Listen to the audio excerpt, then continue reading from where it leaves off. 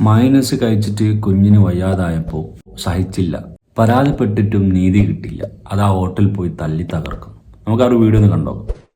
ഈ കടയിൽ നിന്ന് വാങ്ങിയ ഭക്ഷണം കഴിച്ച മകന് ഭക്ഷ്യവിഷബാധയുണ്ടായെന്നാരോപിച്ചാണ് പോലീസുകാരനായ ജോസഫ് കട അടിച്ചു തകർത്തത്. കടയിലേക്ക് ബൈക്ക് ഓടിച്ചു കയറ്റിയ ജോസഫ് ആദ്യം മുൻവശത്തെ ചില്ലുകൾ തകർത്തു. കയ്യിലിരുന്ന വെട്ടുകത്ത് ഉപയോഗിച്ച് മറ്റു ചില്ലുകളും അടിച്ചു തകർത്തു. ജീവനക്കാരെയും മർദ്ദിച്ചു. ജോസഫ് മദ്യലഹരിയിൽ ആയിരുന്നുവെന്നാണ് കടയിലുണ്ടായിരുന്നവരുടെ മൊഴി. ചങ്ങനാശ്ശേരി ട്രാഫിക് സ്റ്റേഷനിലെ പോലീസുകാരനായ ജോസഫിനെതിരെ ആലപ്പുഴ സൗത്ത് പോലീസ് വധശ്രമം അടക്കമുള്ള വകുപ്പുകൾ ചുമത്തി കേസെടുത്തു. തുടർന്ന് കോടതിയിൽ ഹാജരാക്കി റിമാൻഡ് ചെയ്തു.